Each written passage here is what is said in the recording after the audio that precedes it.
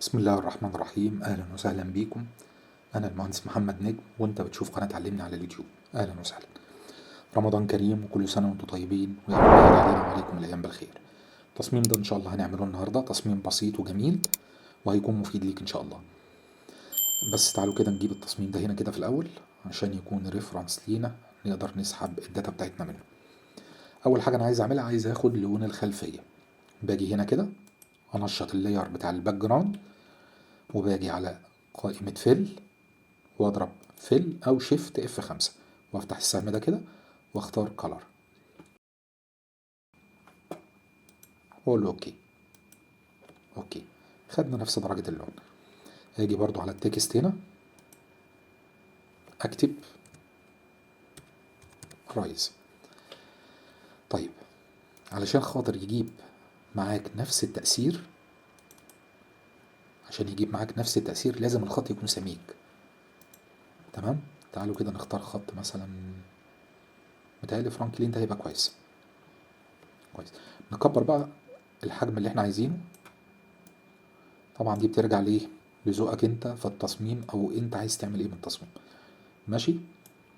طيب في بقى شوية بس يعني تكات فنية قبل ما نبدأ. لاحظ هنا ان كلمة رايز دي الارتفاع بتاعها اكتر من الطبيعي، يعني الفونت الاساسي مش ده الارتفاع بتاعه. طب هو عمل الحكاية دي منين؟ جه هنا من كاركتر وراح مزود مثلا خليه 119 كويس. ماشي. خدت نفس الارتفاع. طيب في حاجة بقى هنا، تلاحظ ان هنا الحروف يعني قريبة الى حد ما من بعضها. برضو عمل الحكاية دي منين؟ جه هنا كده وقال 75 بس كده يبقوا لازقين قوي في بعض. خليها مثلا 95 كويس. برضو بقت يعني ايه نفس الدرجة.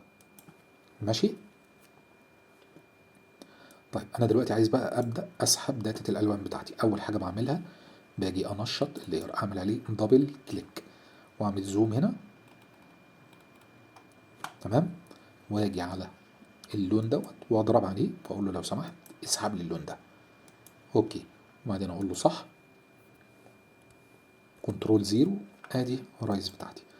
طيب اجي هنا اقف على اللاير ده كنترول جي. ركزوا بقى في الجزئيه اللي جايه دي يا اخوان. دبل كليك، زوم،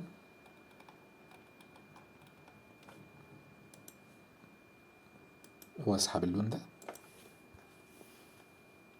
واقول له اوكي. هاجي هنا انشط اللاير ده، ادوس على شيفت واطلع بسهم لفوق خطوه واحده بس. شيفت، والاسهم الجانبيه دي اطلع بالسهم درجه واحده بس. انا شايف ان هي درجه كافيه. انت بقى عايز تعمل ايه؟ القرار قرارك. ماشي. بتكرر نفس الطريقه ديت بعدد الليارات اللي موجوده في التصميم. اتفقنا؟ فهمنا الفكره؟ انا بقى هجري العمليه عشان الفيديو ما يبقاش طويل وتمل او تزهق مني.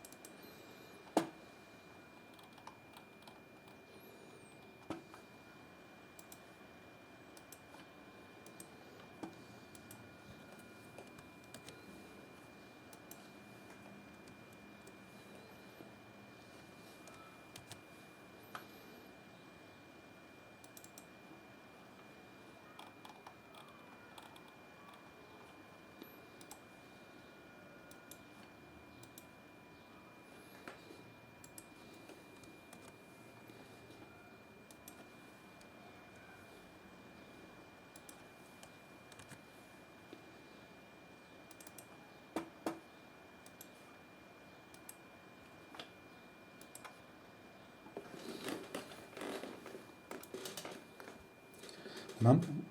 كده خلصنا الليارات بتاعتنا وشغلنا بقى جاهز. طيب في حاجة هنا بقى لاحظ كده عليها، بصوا كده يا اخوانا.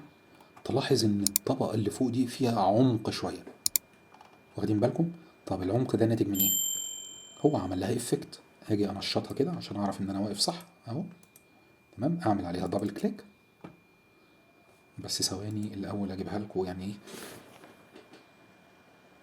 انا كنت عايز اجيبها لكم في الجنب بس مش مشكله. اهي دروب شادو، انا شايف ان هو كده هيبقى زي الفل. المقاس ده جميل. الاوبستي برضو 41%، كويس كده، اوكي حلو. هاجي بعد كده الم كل دول في جروب واحد، ماشي. لازم بقى نحط التاتش بتاعنا. طيب ايه المانع ان انا مثلا اجي احط له ستروك مثلا،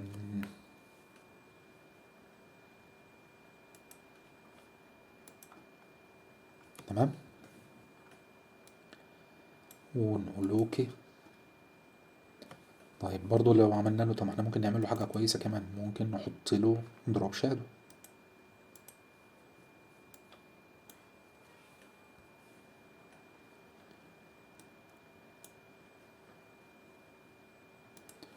السايز بقى نكبر السايز شويه.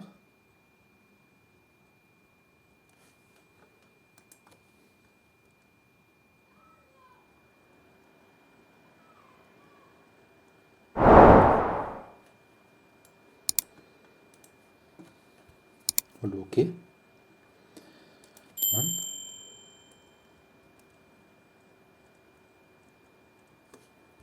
دي بقى ترجع لرأيك انت، والله واحد عايز يخلي الستروك مثلا افتح من كده براحتك، عايز تحط اوتر جلو براحتك، عايز تعمله بيفل اند امبوز برضو زي ما انت عايز.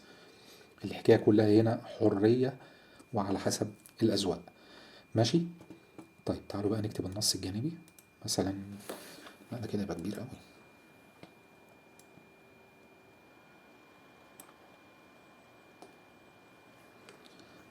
تمام، نكتب مثلا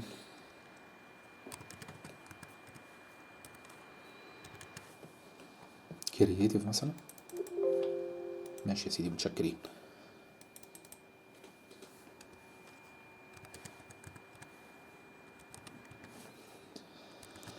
تمام، بس تعالوا نرجع النص لأصله.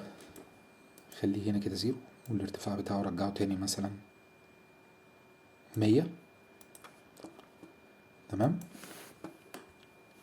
كنترول تي، واعمل عملية الاستدارة وانا دايس على الشيفت علشان ما يتعوجش مني، ماشي.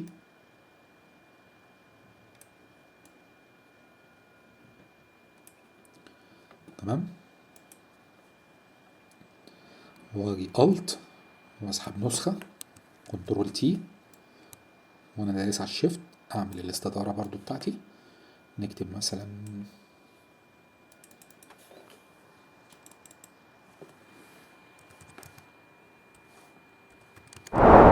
ديزاينر. بس ايه رأيكم نخلي دي مثلا خط اخف من كده، يعني ناخد اريال اخف وخليها مثلا ايه اصغر.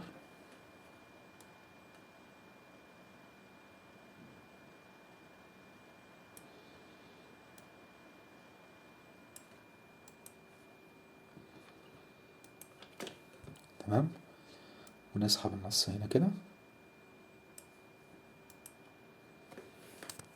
ممكن ده يكبر شوية.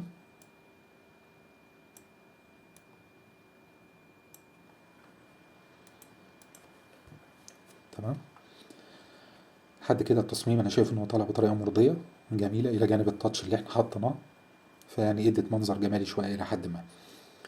طبعا القرار هنا قرارك، انا معلش انا بحاول اجري بسرعة على قد ما اقدر عشان التصميم، عشان وقت الفيديو ما يبقاش طويل عليك.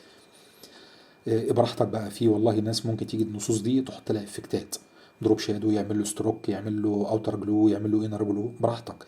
والله ممكن تختار خط زخرفي اللي يعجبك، عيش وحاول تورينا ابداعاتك على صفحة الفيس بتاعتنا. تمام، وليا رجاء بسيط، بس انا بعتذر قبل اي حاجة لو الفيديو طول شوية. ليا رجاء بسيط، لو حسيت ان انا قدمت لك اي معلومة او اي افادة، من فضلك اعمل لايك وساعدنا على انتشار القناة. اعجابك بالقناة ده مفيد لينا، ولو قابلتك اي مشكلة اسأل في التعليقات وانا تحت امرك. لو عايزنا نشرح حاجة مهمة برضو عنينا ليك. اتفقنا؟ منتظر تعليقاتك، والسلام عليكم ورحمة الله وبركاته.